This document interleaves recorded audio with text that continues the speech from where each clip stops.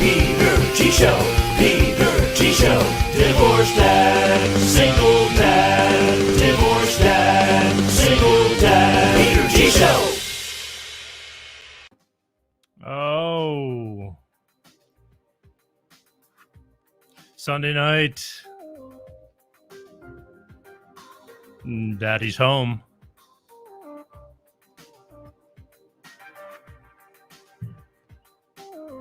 Can't believe how fast the week goes by sometime. How the hell is everybody? Sunday night. Got a lot to talk about tonight. As always. Give everybody a chance to catch up, get on, get in. Don't mess up my hair. How's this work? Oh, yeah. Anyway, Sunday night, August 15th. Summer's just about out for most. School's starting for those who have kids and get to send them to school. It's crazy what's going on right now. We're going to get into that too, but I don't want to get started on that stuff because then I won't stop. Another rant. Anyway, Sunday night, August 15th. Today, which happens to be my name day. The Orthodox or Greek Orthodox name days are more important than birthdays to a lot of people. My father, his name day was more important than his birthday. Easter was more important to him than Christmas. Things like that. It's a big deal. Big deal. So I, out of respect, growing up, try to keep it that way. I don't say more important, but it is important.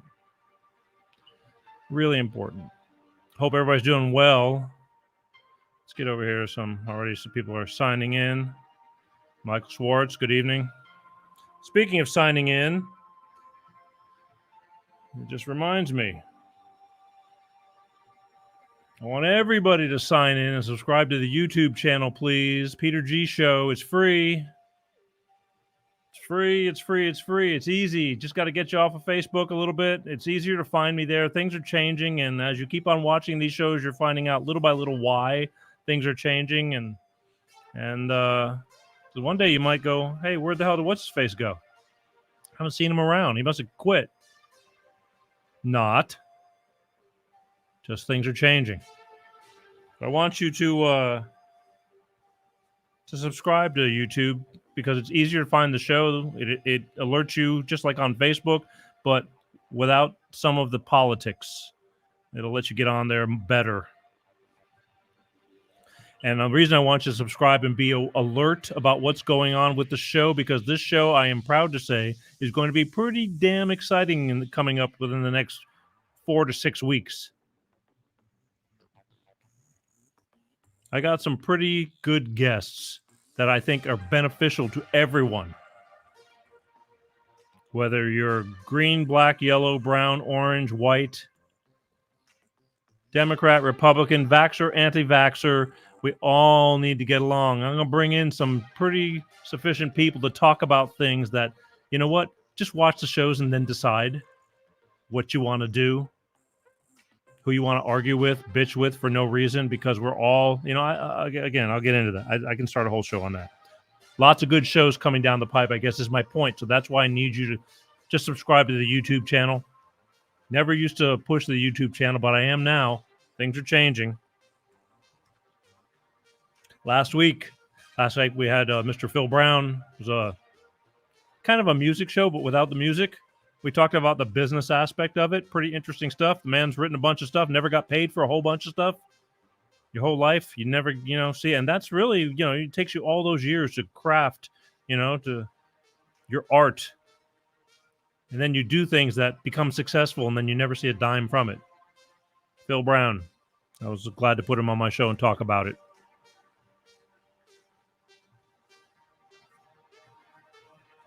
Next week, for those of you who've heard me talk about this in little drips and drabs about another platform that I've recently joined, it's kind of like Facebook without the censorship and without the Zuckerberg. Nobody goes to Facebook jail. I'm going to have the infamous V. He's been on the show before. He's from the Red Pill Hardcore show. He's going to talk about this platform, this new platform that people can go on and say what they want to say. And again, you can pick and choose what you want to believe, but most of the people that are going to this are the ones that keep getting kicked off of Facebook for saying things that somebody doesn't want you to know. So I would at least check it out. It doesn't hurt. It's just another platform. And again, right now, there's a lot of people that are pissed off that are going to that platform because they are getting heard. They're bringing some very factual stuff on that platform that certain entities are not allowing to be seen. But in time, there'll be a little bit of everybody on there. I mean, I'm on there. I'm not really, super political or anything like that. Unfortunately, the times we live in, I feel it's my responsibility to talk about a lot of this stuff because a lot of things you don't know that if you don't know. We'll get into that too. It drives me crazy, and I understand why there's so much division. It's some evil, sneaky stuff going on. There's a bigger plan behind the plan, people. But anyway, like I said, next 4 to 6 weeks, there's going to be some great shows with some great guests that are going to be on, and I don't want you to miss it. And again, just watch it and then decide. But especially Labor Day weekend, you'll be able to stay up late because I got a doctor who's going to talk about some stuff that's going to probably make your mouth drop. And you'll be able to stay up because you won't have to go to work because it's Labor Day the next day, right? Anyway, tonight we're going to talk about, it kind of just fell into place. We're going to have Mr. David Knudsen on tonight. We're going to talk about why people quit their jobs, why people aren't working, why people don't want to work, why. He's really good at this. Actually, he talks about it a lot way before this whole pandemic started because that's his job. That's his business. Hospitality is his business. Just business, making people happy, going to restaurants. Why you go to the same restaurant? Is it the food? Is it the service? Is it all of the above? All that stuff and why you don't go places and why people want to work there and don't want to work there at all these places. So I'm going to have him on in just a few minutes. Again, how am I able to be on this show? It's a good question. No. Actually, this show is, as you all know, is sponsored by Bolt Energy. Bolt Energy, electrify your senses. I want everybody to understand that Bolt Energy is no preservatives. The only energy drink that has no preservatives, all natural. And Pepsi and I are going to tell you about it, and then we'll be right back. So stick around, and we got some good stuff coming up. Hey, everybody. Peter G here from The Peter G Show with my friend Pepsi. Hey, Pepsi. Hey. We're here to tell you about our beloved Bolt Energy. That's right. Why Bolt Energy, Pepsi? Why Bolt Energy? Electrify your senses. Electrify. It's got no preservatives. Top that. No preservatives. It's enriched with antioxidants and vitamins. Antioxidants. It's a cleaner energy drink, Pepsi. It's good stuff. Good stuff. And believe it or not, it tastes great. Tastes great. What's your take on this? Nothing more American than baseball, apple pie, and Bolt Energy. So ask for it in stores. Tell them the Peter G Show sent you and get you some Bolt Energy. We love you guys. Peace. That's right. Bolt Energy. If you can't find Bolt Energy, go to Bolt Energy LLC, Facebook, Bolt Energy LLC, Instagram, Bolt Energy LLC, YouTube. It's not easy being an energy drink. There's a million of them. You go into the stores, you see, you don't know what to decide on. You end up drinking something pretty crappy because you want something, but you just grab anything that's in front of you. But again, a cleaner energy drink. These guys are workout fanatics. And they wanted something that'd be better for you. And they made it. Bolt Energy. We'll talk about them again before this show is over. But as I said, they know what I do and they still sponsor me. Bolt Energy. All right. Quick couple of things before I get going. I just got to get this off my chest. We're just going to touch on them. News, current events. Afghanistan. Anybody paying attention to what's going on? Real quick, I'm not going to get into it, but I'm going to get into it. We pulled all our troops out of Afghanistan, which, okay, eventually we needed to do all that. But for some reason, we left all our equipment behind there, too. All the equipment that our soldiers were using. We left it all there. Well, no sooner does you turn out the lights, Taliban. They've already taken over Kabul, the capital, the airport. People are fleeing for their lives.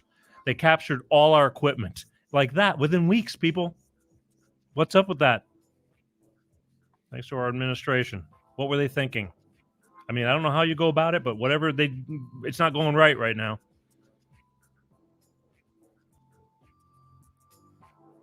Try to live under Taliban rule. You'll be dead. Anyway, we'll talk about that down the road. Just want you to be aware that, thank God you're in the United States or wherever you are and you're free, kinda. Real quick, there was a Sturgis motorcycle rally in Sturgis, South Dakota. People were bitching last year about it's going to be a super spreader, COVID, super spreader. They just jumped on that bandwagon, wanting to just trash everybody about it. That was last year. 0.0002 from people that they tracked that may have had COVID. This year, and there was like 300,000 people there. They're bitching about it again. Nothing. But yet you can have 400,000 people over at Lollapalooza in Chicago, and that's a positive thing because they said everybody was vaccinated that went to that concert. So it's okay. We'll see. We'll see. It's a double standard. Double standard. Real quick, the CDC was bagging on Florida. God bless Florida. I'm sorry. Saying that 5,800 children this week, were in the past 7 days, were hospitalized with COVID. 5,800 in Florida. Like, shame on Florida. Florida bad. Then they realized they made an error. That was the amount of children since COVID started. But do you think anybody's going to know the difference now? They retracted it kind of, but nobody pays attention to that. Oops. We'll get into the CDC too. It's going to be a hell of a month. 6 weeks. We're going to break all that stuff down. And again, people just you hear it on the radio. It must be true. Why wouldn't it be? Drives me nuts. Real quick, last one, then we'll get to David. The border. I tell you in June what they could track people coming over the border, about 188 to 200,000, give or take, came across the border with COVID, drug smugglers, gang bangers, you name it. Everybody who could just walk on in. 188,000 people in June. Well, they just got the numbers for July. Great news. 212,000 for July. Same thing. COVID. Drugs. All walks of life. 160 countries are walking through the Mexican border. It's not just Hispanics. Just food for thought. Now we're going to shift gears. I can stay on this stuff all night because it bothers me that much, but we got some big stuff going on right now. David, are you ready? Shake your head for me. Yes? All right, cool. All right, without further ado, I promise you we were going to talk about why people quit their jobs and why good help is hard to find. And, I know there's an answer for it currently right now, but we're going to talk to somebody who really has their finger on the pulse. Hospitality business consultant and my friend, Mr. David Knudsen. David, what's up? Hey, what's happening, dude? Hey, well, I just sitting around doing a show, how it is. No, I don't do many of them. Yeah, I know. Well, it seemed like this is a good time. My shows are in person, so. I apologize, but No we had a logistics issue. Let's talk about what we're really. We've been talking about this for months and saying, hey, this is worthy of talking about. And a lot of people, as I've been advertising that you're going to be on the show, have been saying, well, yeah, people aren't working because people have been collecting unemployment and this and that. But your theory is way beyond that. You're way past the, getting paid for doing nothing thing. Tell everybody about what's going on, how we start out. Well, I would say that there probably is a small percentage of people that are staying home because they're getting paid. The bigger thing is how people are treated and whether they really want to work. I mean, you're probably, if you were working down the numbers, it's only about 22% of the people that are totally disengaged in work. And those are probably the biggest majority that are out there that are just collecting money, because people that enjoyed where they worked, who they worked for, believed in what they were doing, went back to work. And I mean, we're talking about people now that they're not going to go back to the same jobs they've had. They're going to be looking for something else. And that seems to be a real big issue, because leadership is so marginal within all of the organizations. I mean, there are a few out there that understand that you have to take care of the people that work for you. But, when you hear people talk, like I've had business partners that I've dealt with that'll tell me, boy, I've got some really stupid people working for me. And I go, well, you hired them, you trained them. How can you have a winning team when you think like that? And it's all about how you go about your business. And you really have to teach leadership. Leadership doesn't really come natural. Management is something where somebody puts some parameters together and somebody kind of pushes everybody within those parameters. But leadership is a whole different animal. And you can see it everywhere you go, that they can even talk the game, but they can't get it down to the people. And it all starts at the top. Okay, but even worse now. So, I mean, you see every restaurant you go into, it's like, please excuse our short staff, but the people that did show up to work, they really are trying their best. So please be considerate, because everybody is short staffed now. I mean, this is the here and now. I mean, we've talked about in the past, adequate training, proper management, all the above. And we're going to skip back and forth to all that. But in the current situation we're in right now, I mean, there's help wanted signs everywhere. And I read a thing on LinkedIn a few weeks ago that's like, now's the time, if you wanted that opportunity to get that job that you might not have normally gotten, this might be the time to do it, because they need people, and they may hire you just for the fact that you're willing to try to do it. What do you think? Well, I'd say that's a good analogy. But again, those are the people that want to go to work. The people that are holding back aren't really the ones that are hurting us, especially in the hospitality business. I just talked to two business people today that have very successful restaurants, and they have enough people, both in the kitchen and out front, hostesses, servers. And, he says it's not like you have people standing in line, but they've learned to take care of the people they have. And they said help is not really their issue. The issues are even bigger when it comes to getting the products in the stores, because it goes all the way up and down the supply line, whether the manufacturers aren't getting enough help to be able to get the products to the distributors, and then the distributors getting the products to the restaurants. And then, of course, it all goes downhill. It's like your servers get frustrated and cooks get frustrated because they don't have the products they need. And it all starts at the top with the direction. And I got to tell you, I got a son that works in between there. He works with a distribution company, and he says, we can even have contracts on stuff and it doesn't come in. And then he gets frustrated because business owners are angry at him because the product's not there.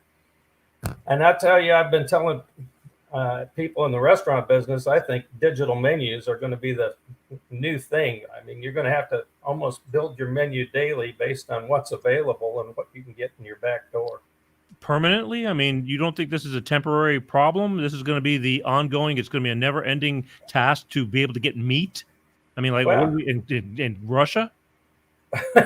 It could be. I mean, you can see that on the shelves just going into the stores. I mean, you go into Walmart's or any of these stores, and I'm just amazed at how empty some of the shelves are. And it didn't used to be that way, but it's going to take a long time. The people that, once they do away with what they think is causing this labor shortage with, sending people free money, I don't think you're going to see a major change in what's going to be happening. I've seen a lot of people that I know that worked in our industry that are now doing buying for people. You know, they're independent buyers. They go out there and fill people's orders and take it to their houses. And these people were kind of in, you know, the kind that would go out and work hard anyway within your restaurants. But I don't get, again, the people that I know, they're paying a lot more than $15 an hour for people in the kitchens. Wait staff now, they're making anywhere from $150 to $200 a day. Tacky Jacks out in Mobile, Alabama, just outside of Mobile.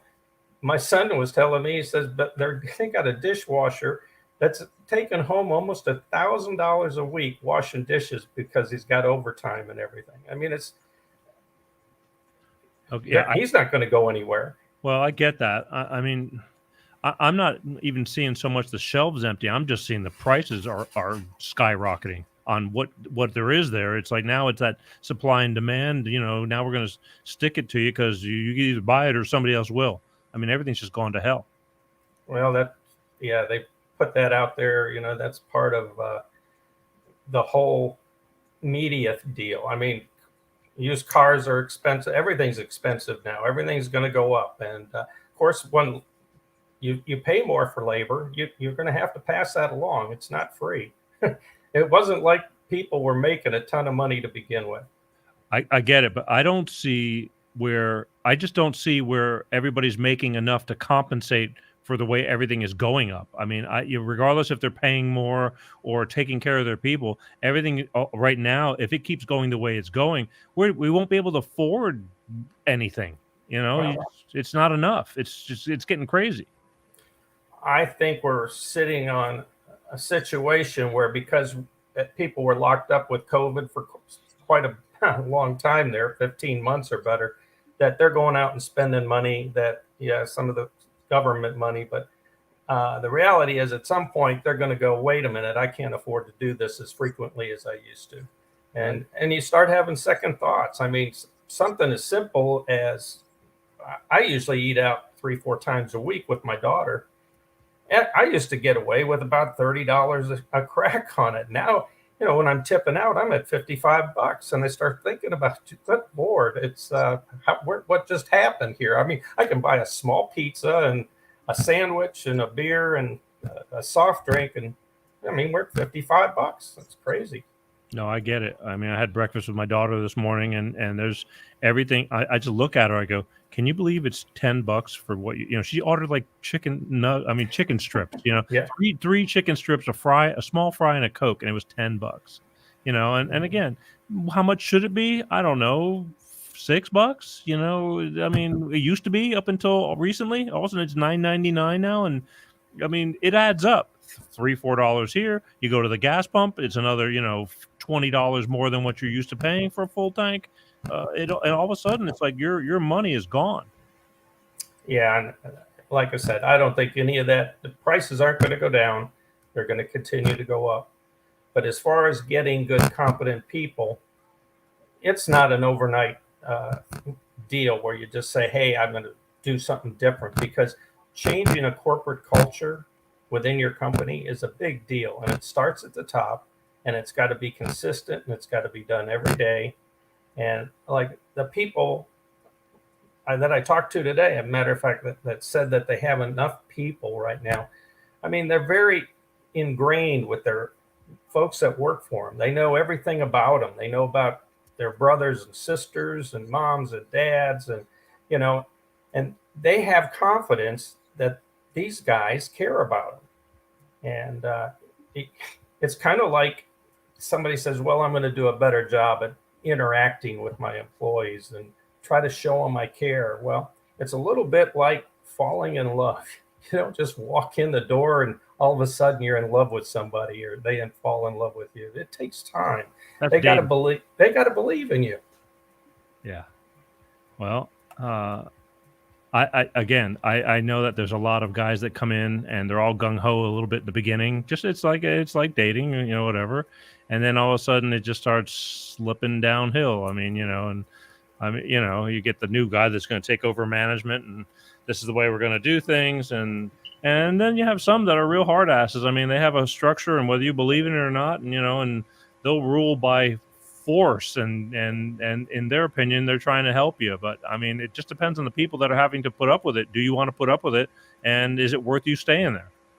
Well, you don't have to anymore. It wasn't that long ago that the only way you found jobs was looking in the newspaper or talking to a headhunter or something like that. You have so much available to you, both on the internet and so many different forms of ways of finding out what companies need help, and you know what they're paying, and they even give you some kind of an overview of what their culture is and everything.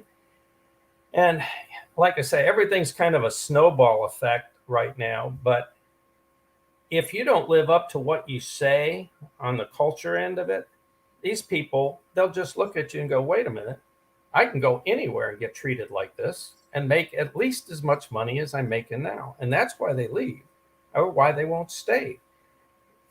The window of opportunity to convince that new employee, that they can trust you and believe in you, and you're going to take care of them, is very small.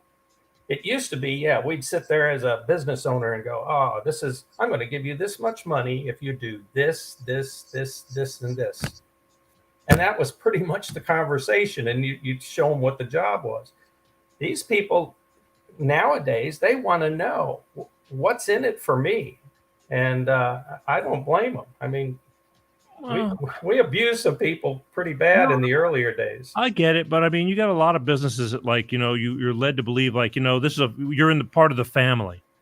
You know what I mean? Yeah. So you're laughing because you heard, part of the family, and then all of a sudden, you get cut loose or something like that, or something goes wrong. It's like, and at the end, it's like, yeah, I'm, you care that much. I'm part of the family, but yet you're doing this to me or whatever, and I've seen that a lot. So a lot of people don't care. It's. What do you do? And that's what I say. They talk the talk, but they can't walk the walk.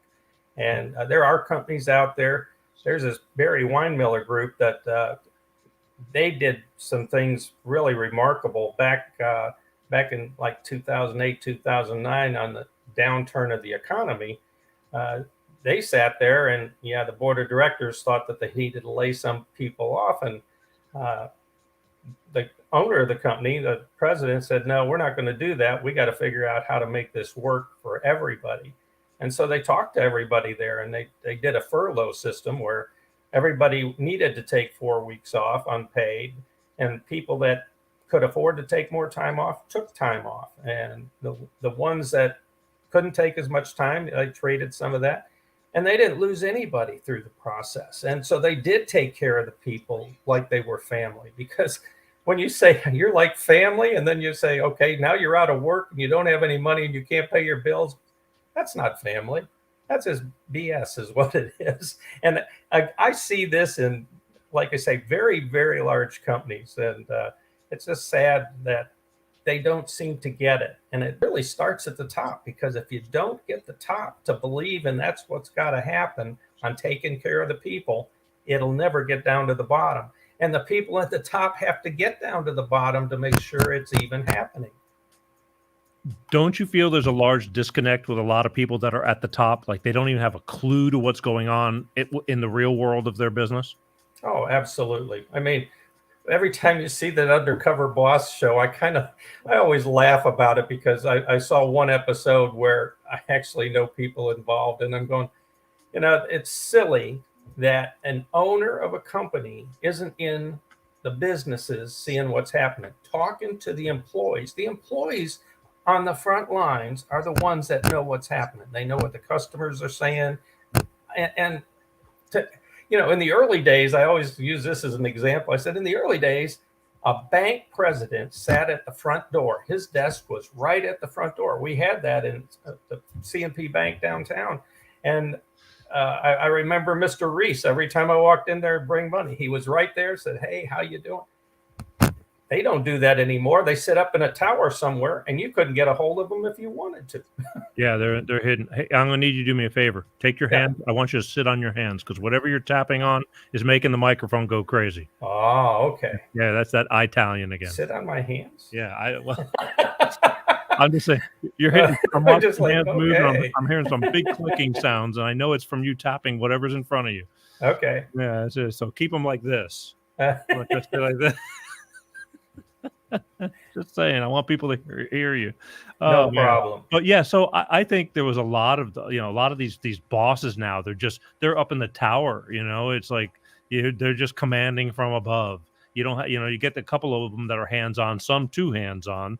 But it's like where do you find that happy medium? And it doesn't always go like that with every business, and every business is different. And it's like then here you are. Why do people quit? Why do people hang around? And why do people go and support these businesses? I mean, what's the reasons? Well, I mean, you're going to get a certain amount of attrition on customers just because of, the path that they have, whether they change jobs or, move out of the area or whatever. But you just can't not take care of the people. And if we don't teach leadership to both owners, managers, we're not going to get any better at what we're doing at taking care of the people. And it sounds pretty simplistic, and it is, but it's really tough to get the people at the top to understand it. And even, like I said, they give a lot of lip service at some of these places, and I've been to a couple of them. I actually thought over Christmas this last year, I'd work with a group, and I just wanted to do some cashier work because I wanted to get out and get involved with people again. And next thing I know, they transferred me to another position without even talking to me. They just put it on the computer because they've got these programs that tell you where to work and when to work. Uh-huh. And so I worked in this new position for 3 days, and I finally stopped the person and said, "Are you the manager of this department?" And they said, "Yeah." And I said, "Well, I've been here 3 days." And they go, "Oh, really?" I mean, and I had been at that not only training for 2 weeks prior, I never met a manager for that whole organization, which I just think is absolutely terrible. That's pretty And you low. got to have people that can stand there and they can tell you what your goals are, what the goals of the company are, and inspire you. You got to be inspired. Right. Motivation is where somebody kind of pushes you into something. If you can see the light that you're trying to accomplish, that's inspiration. It's not pushing people to get something done. So I don't know. Seems like you saw the highs and the lows. Oh, I've done it all. I mean, I've owned my own businesses enough that it's that coming off the road after the 12 years I worked with this one group that wanted me as a business consultant, and I traveled everywhere, Middle East, and I opened an awful lot of restaurants. Had at any given time 46 different restaurants and 32 partners that I was dealing with. It was always kind of amazing to me how even our group was disconnected. I mean, we could have somebody actually open a restaurant, spend maybe $600,000-$700,000 of their money, and not one C officer of the company ever went to visit them. They had been in business 3, 4, 5 years, and I was the only one that ever came to see them. Really? Yeah, it's crazy. Wow. Let's talk about this real quick. You as a consumer, because I know you fairly well. I've known that you live where you live in Florida, and you'll drive. It must be maybe 20 miles or maybe 17 to 20 miles to go have breakfast at a certain restaurant. Right. I mean, which blows my mind because at some point, sometimes it takes longer to get there than it does to eat. I mean, tell me from your perspective why you go that distance and just to go have breakfast there a lot. Well, it's pretty simple. I mean, they've been there since 1929. Not that I've been going there since that long, but the same people work there, and yeah, they've had some turnover in people, but it only takes one time. And when I sit down either at the lunch bar or at a table, the girls know my name. They know what I eat. It's so simple, and it's I mean, they remember my daughter's name when I walk in, and that she drinks chocolate milk, and it's little stuff. It's none of it's big. I mean, they always say, "Did we do a good job?" I said, "You just cook eggs." I said, "You can't mess those up too bad." So Makes it's you the feel good. people. It's the people. It's always the people that make the difference.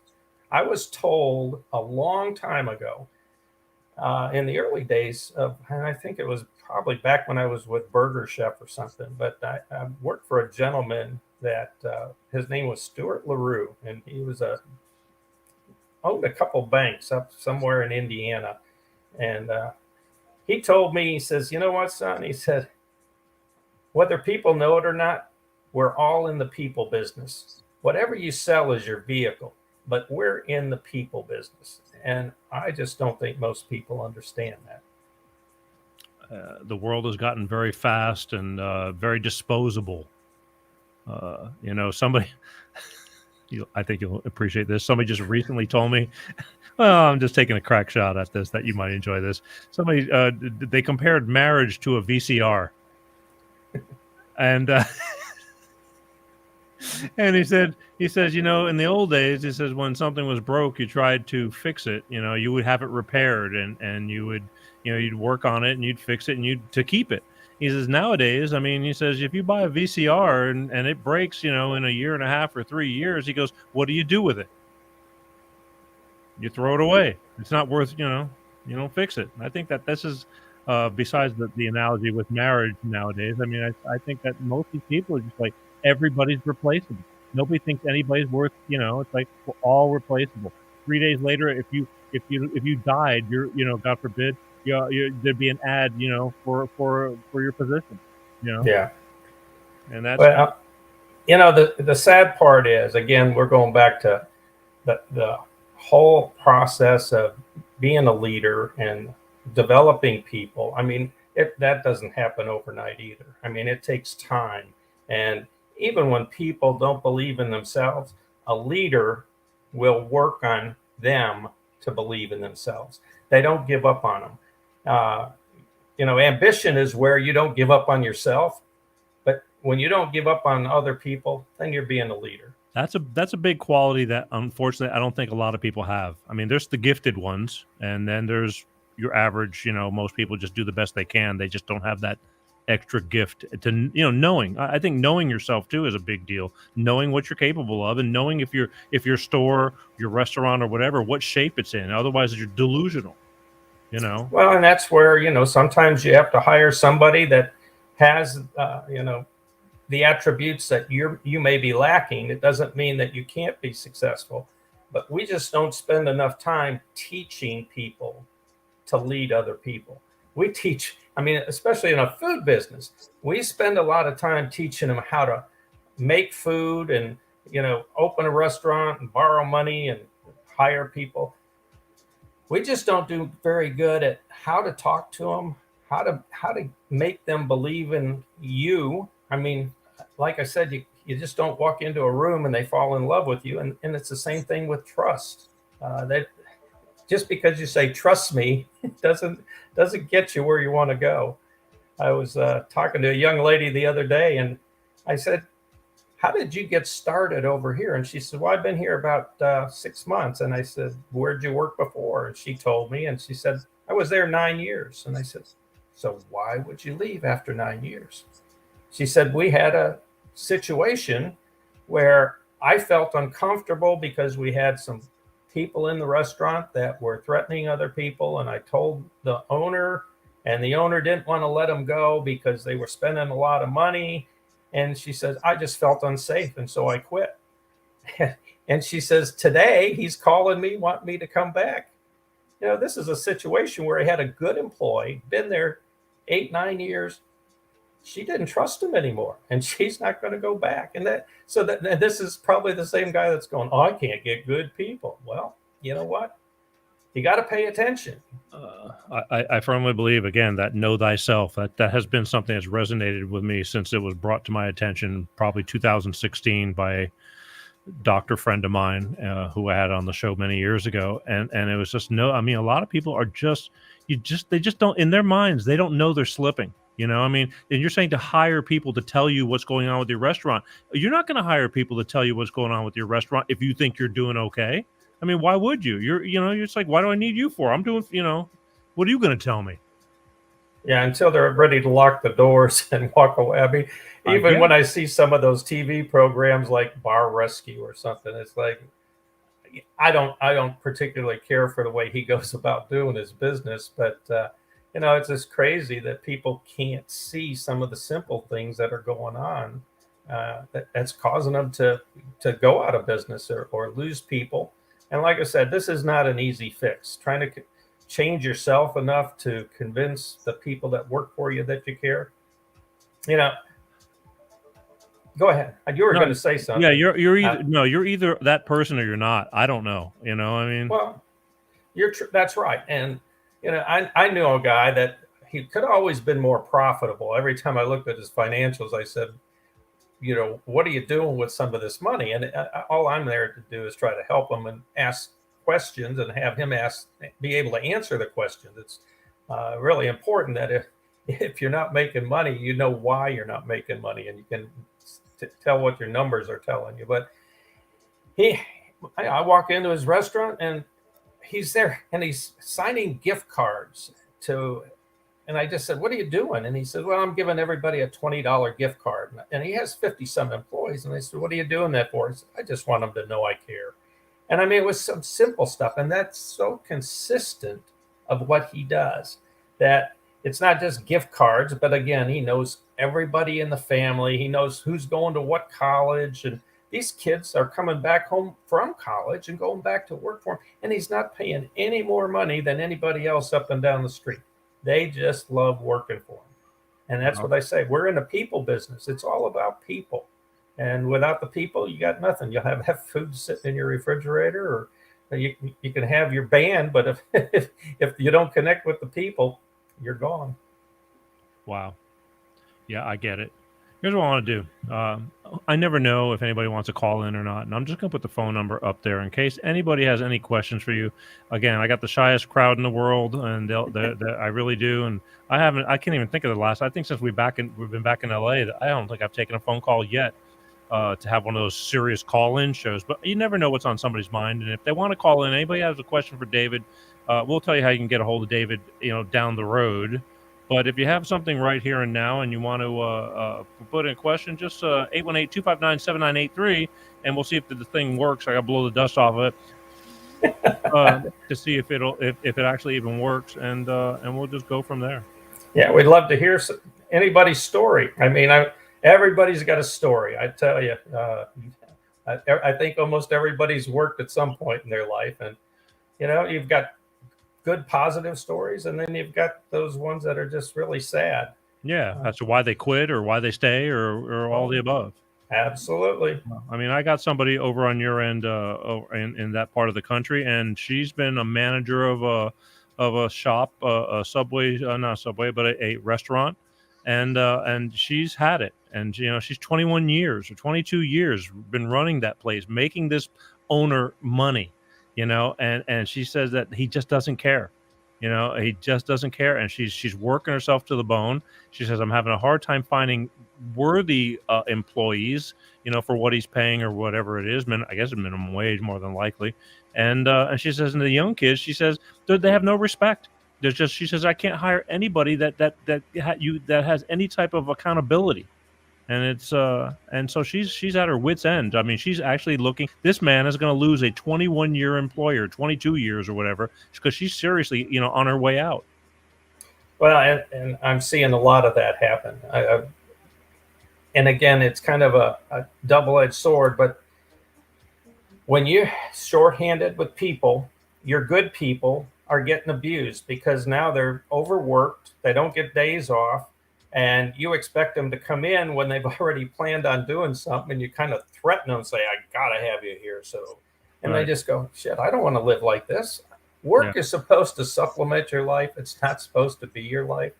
And it's really sad because I was just talking to some bartenders the other day, and they're so upset with their people that are managing them.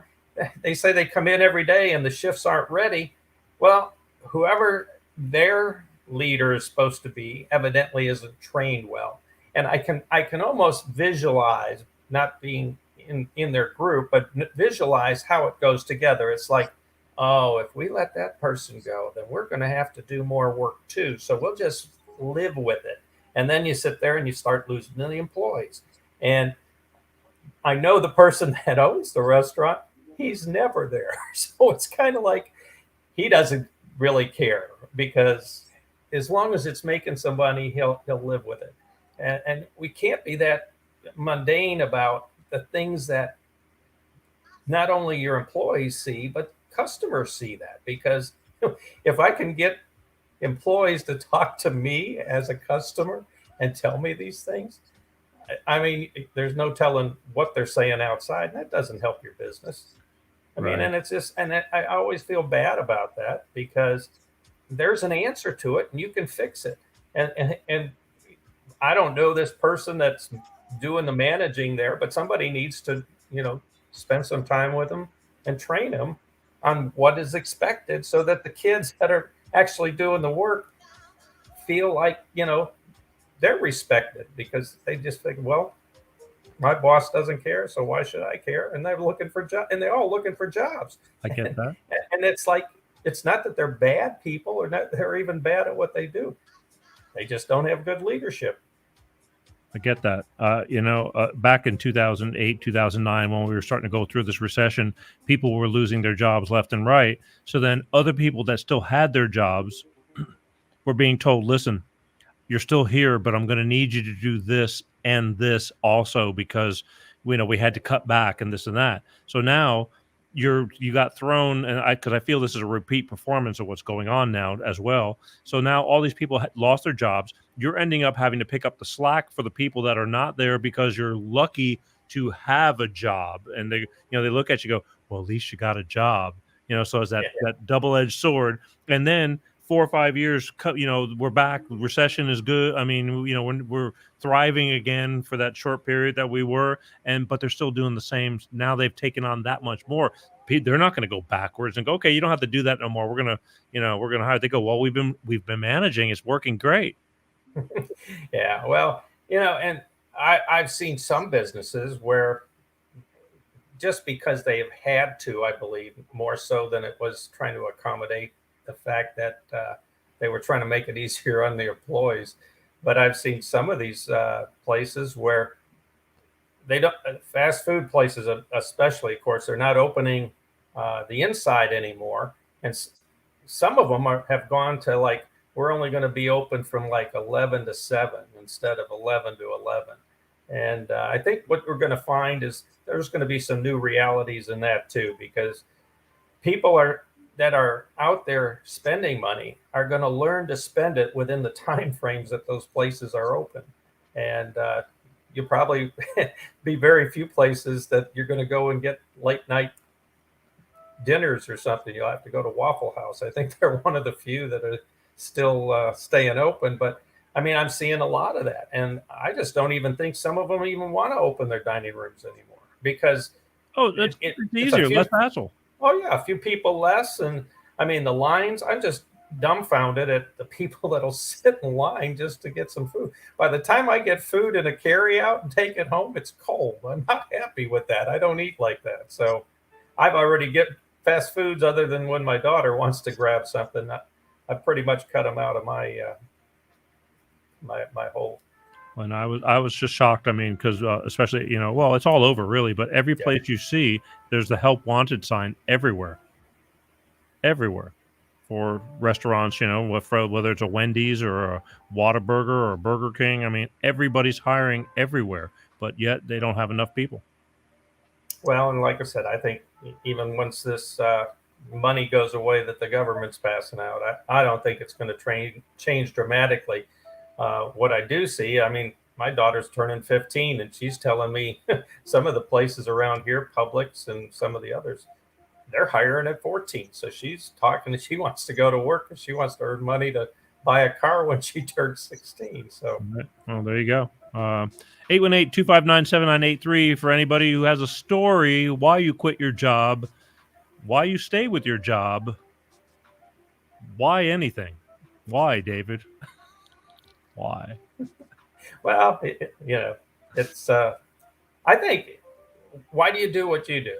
Because you like it. Who, me? Yeah, Well, sort of. no, I do. I love what I do. I mean, And when you didn't like it anymore, you divorced. I mean, you. Did I say that? no, I it wasn't. didn't say Yeah, it wasn't that way. I should start a show about that. Oh, wait, I did. Sounds like Yeah. a good title. Yeah, well, there's a lot of, like I said, our life is a story. Yeah, no, I love that. That's the thing. I'm driven very highly because I truly believe in doing what you like doing, even if it's cost you.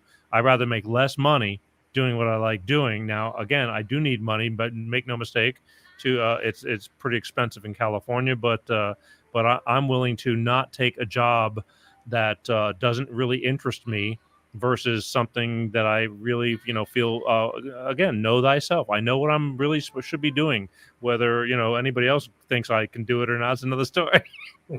Yeah. Yeah, well, Yeah. Yeah.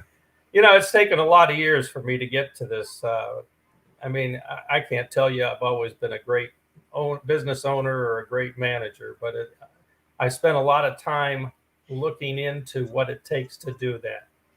And I don't know. We just need more people. People. Yes, people. I need people. I say that all the time. I need people. I need people. I don't. We are outgrowing everything and need people. But yeah, I think everybody. But at the same time, you could have all the people in the world and still have a crappy business. Oh yeah. Oh yeah. Uh-oh. Oh yeah. Oh yeah. I see a lot of those. Yeah, well, that's what I'm saying. So, it's pick your poison. But yeah, I guess.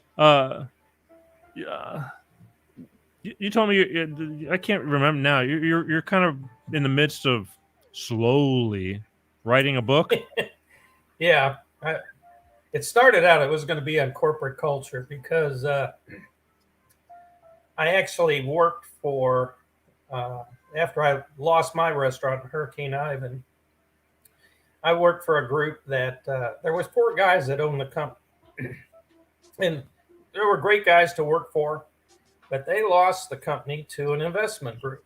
And of course, what happens when an investment group comes in, there's very little communication from the investment people to people on my level. They'll talk to the CEO or the CFO, but they don't care about anybody else in the company.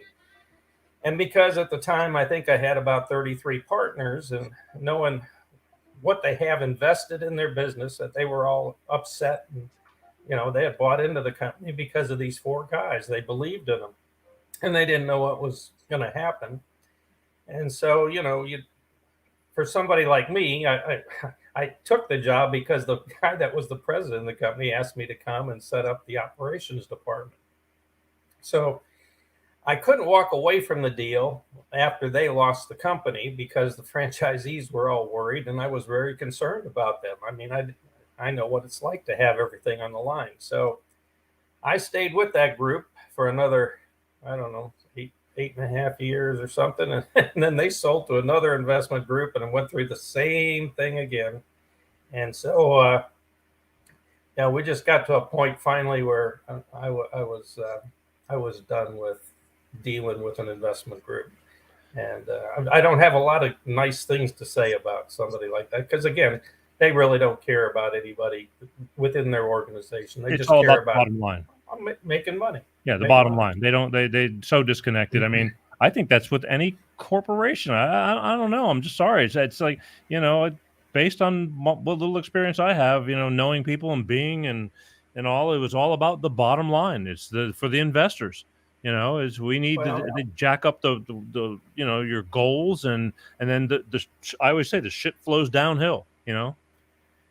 Well, and one of the sayings that I've always used, and I can't even remember where I heard it, but profitability is a byproduct of taking care of the customer. If you don't take care of the customer, there's nothing to manage. There's no profitability. There's nothing. And when you don't take care of your customers, whether they be the franchisee, and whether you realize it or not, when you have people that work for you, that's part of what you need for your relationship with your customers, and you got to take care of them too. And it's strange that it just seems so simple, but yet people don't understand it. So What do you think? I mean, because there are these places. I mean, I don't know what I should name, but there's these places where every night there's a line out the door, of people dying to get in. I mean, what is it? I mean, what's that spark? Atmosphere? I mean, food. The food is really good. I mean, what makes that place so? There's one on in your area that's on the main strip coming off of the bridge. It's kind of Irishy, and I mean, people just flock there for decades. And it's not cheap. no, they're mostly tourists. I mean, but they said they have choices too. Yeah, they do, and but that seems to be, he's done such a good job over the years, because he's been here, what, 40 some years, maybe a little longer than that. And when people say, where should we go, that restaurant comes up almost within the top 3 or 4. It's always done that. And it is interesting because he's done a really nice job rehabbing the building. But he's of course he's pretty, I say he's retired. I saw him just the other day, but his kids run the businesses now, and they're not too far off from the way he ran them. And are you saying he taught them well, or? Well, he taught them the way he runs businesses, and yeah, I'd say that's well, but not swell. No, because again, I mean, he's got, what, they have 4 of them. That's what I'm saying. They put another one, Destin. I mean, all these places. You can open up a place. That doesn't mean you're going to have business. I don't care, tourists or not tourists. And they're pretty elaborate sized places. They're not, some little, trailer. But none of the kids seem to ever. They're only in the restaurants when they're doing some kind of a promotional thing, as far as I can see. I mean, I don't live at those restaurants or anything, but they're just not there every day from open to close running those restaurants. They just don't do that. They have people.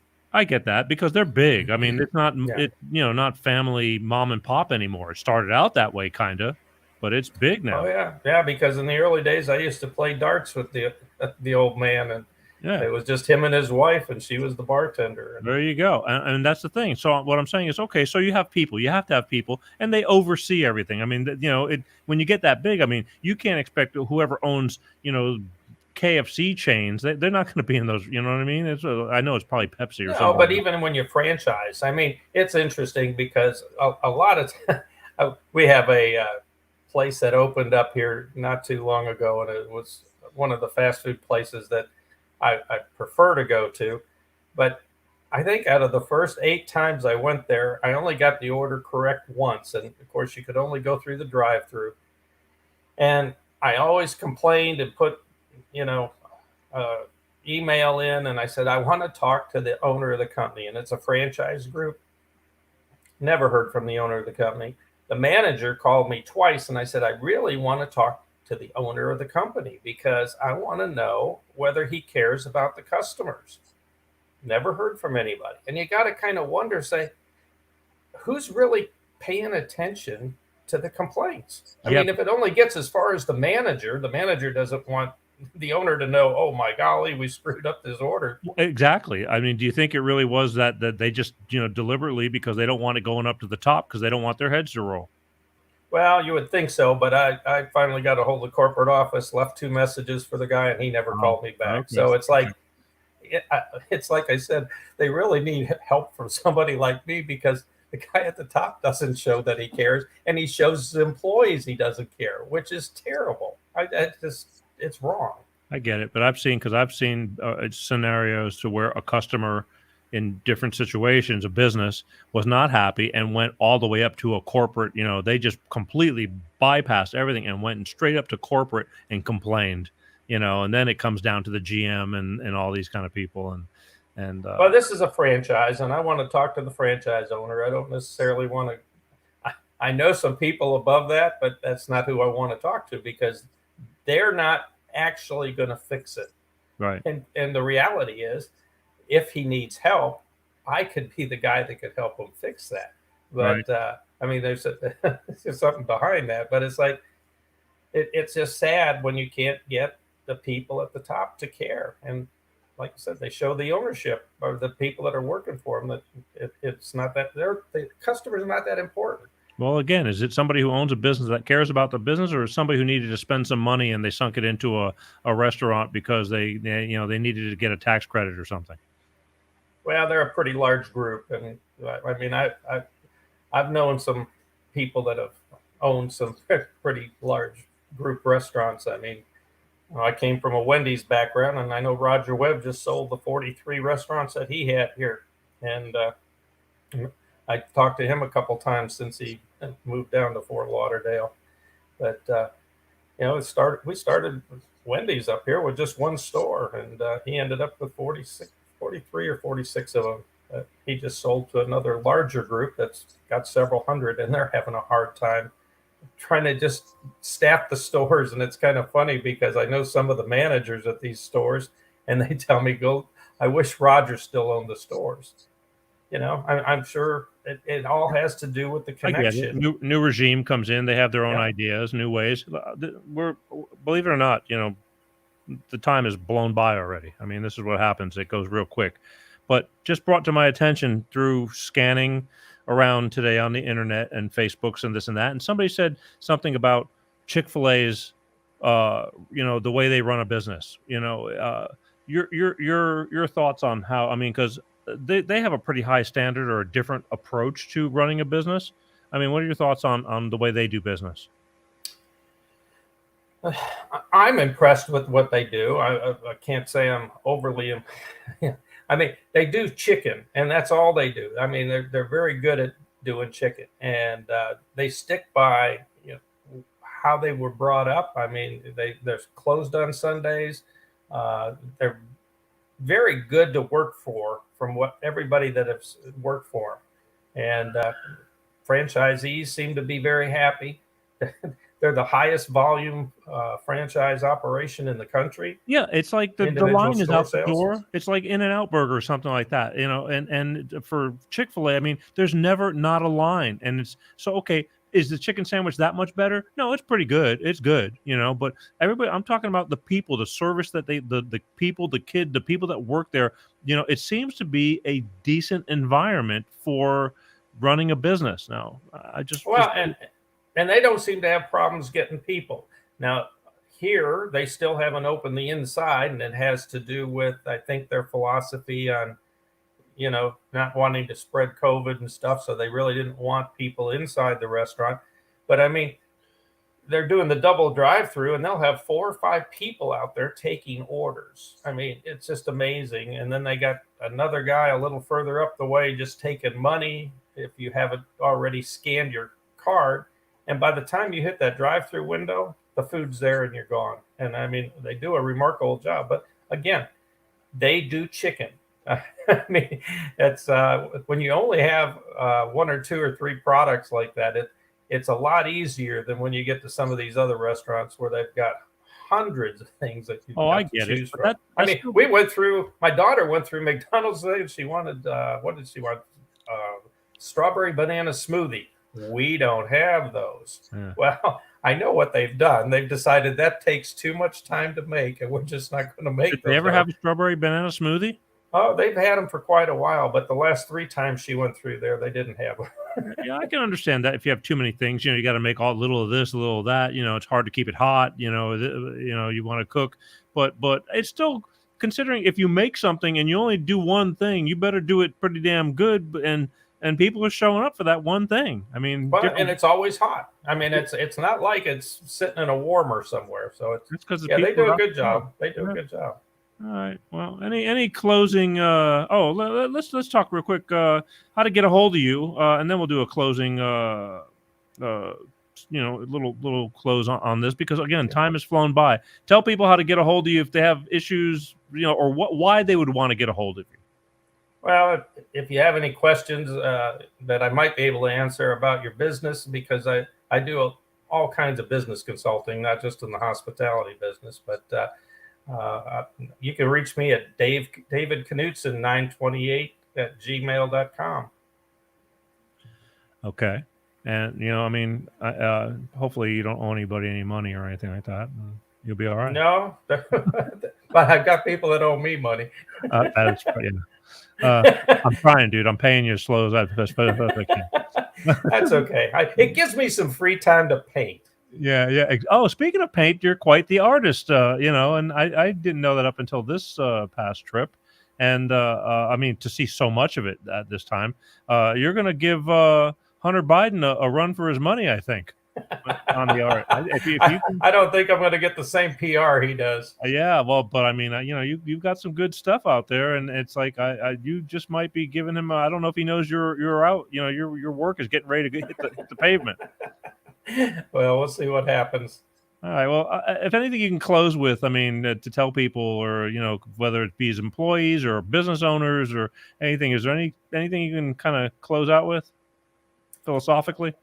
All I can tell you is that leadership is somebody that's a leader is somebody that has a desire to serve. It's not about telling people what to do.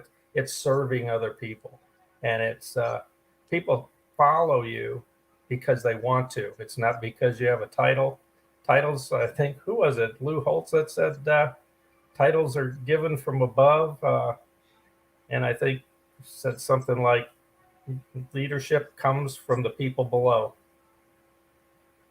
Wow. All right.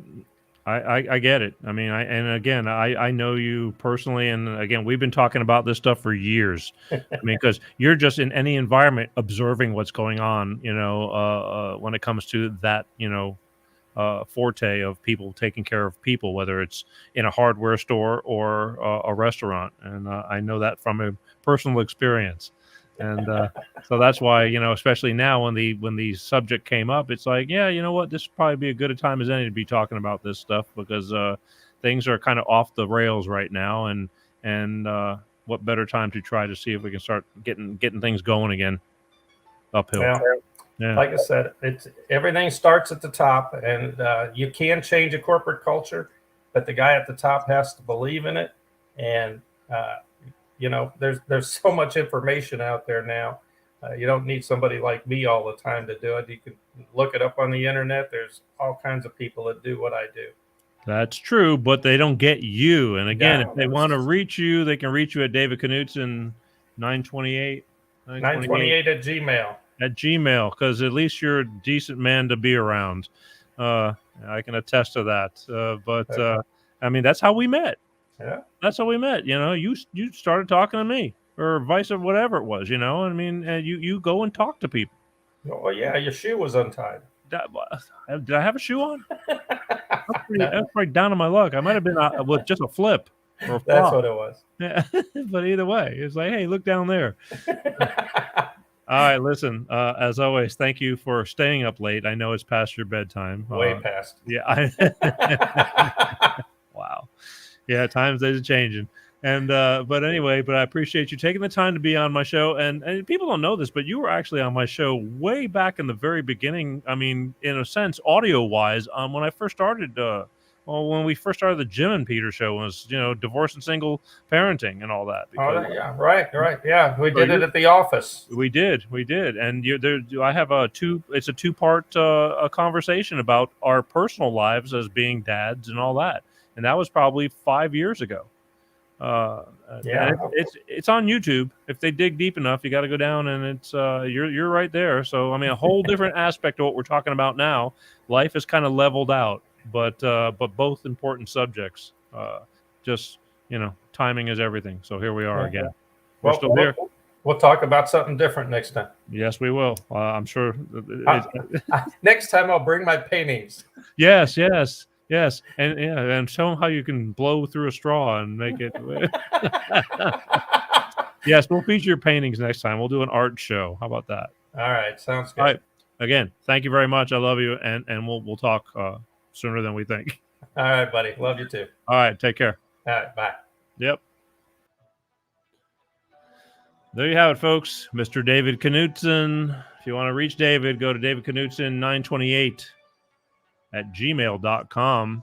If you have any questions about running your business or just being an employee, David's really good he's just a good guy. He's understanding. And that's why we're friends. He's understanding. I mean, believe me, life's not easy. But either way, another show gone by. I want to make sure. Oh, that reminds me. Anybody want to be a guest on this show that has something worthy of talking about, don't hesitate to contact us. info@petergshow.com. info@petergshow.com. What you may not think is important, something that's going on in your life, again, because the show Life with Peter G, the Peter G Show, we talk about life. I know I've been going to a lot of different, aspects in life. We've been hitting a lot of current event stuff, and then we go back into the personal stuff. Today, we're on the business aspect. People have to work. It's important. But for those of you who might feel there's something worth talking about, don't think that you're the only one and nobody's going to care. Come email us, tell us about it. You never know. I get a lot of people that I've had through the past that have emailed and said, hey, we'd like to be on your show. Good possibility I'll let you on if it's something that will benefit others. We're all about benefiting. Your story may help somebody else down the road with their story, with their life. So please, don't be shy. info@petergshow.com. Let me hear from you, okay? Don't forget, subscribe to YouTube, please. Much easier. I told you there's another platform we're going on. Speaking of which, next week, the infamous V from the Red Hill. Let's start over again. It's been a long day. Next week, the infamous V from the Red Pill Hardcore Show. He's going to be back on. Hasn't been on in quite a while. He knows things that other people just bury their heads in the sand and think don't exist. But next week he's going to be on, and we're going to be talking about that platform that I've been talking about. We're going to talk about all that. But next week, the infamous V from the Red Pill Hardcore Show, we're going to be talking about TLB Talk, another platform that I've recently signed on to. It's just like Facebook without the censorship. They own their own servers. They won't get shut down because somebody doesn't like what they have to say.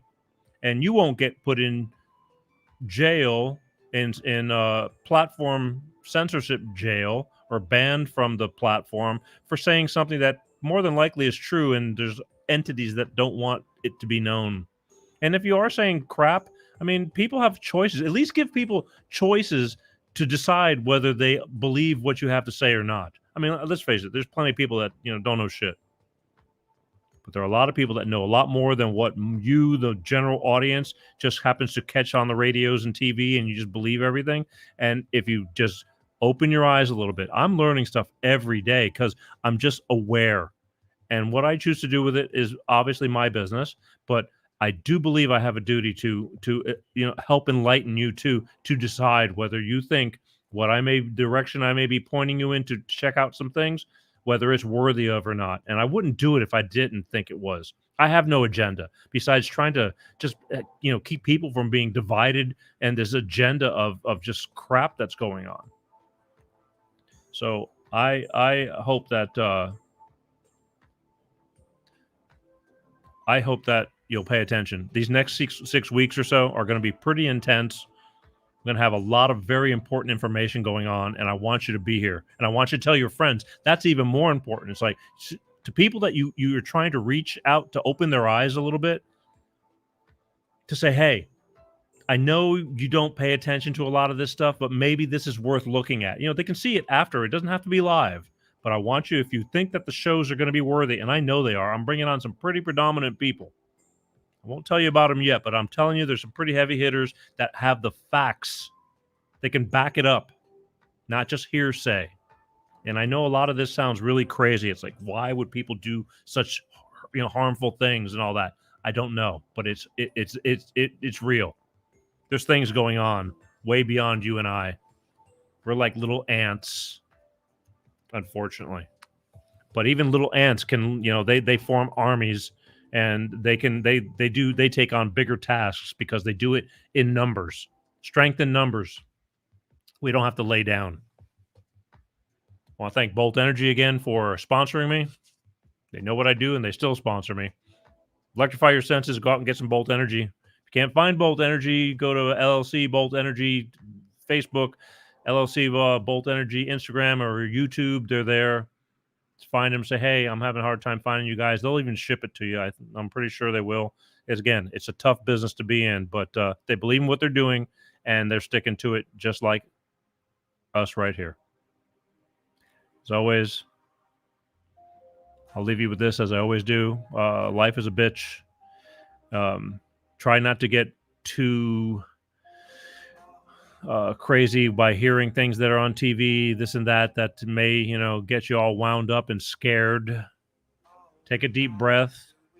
Pay attention to these next few weeks, 6 weeks on this show. It may really, really bring you down to really, really. It may help level your mind. I mean, knowledge is power.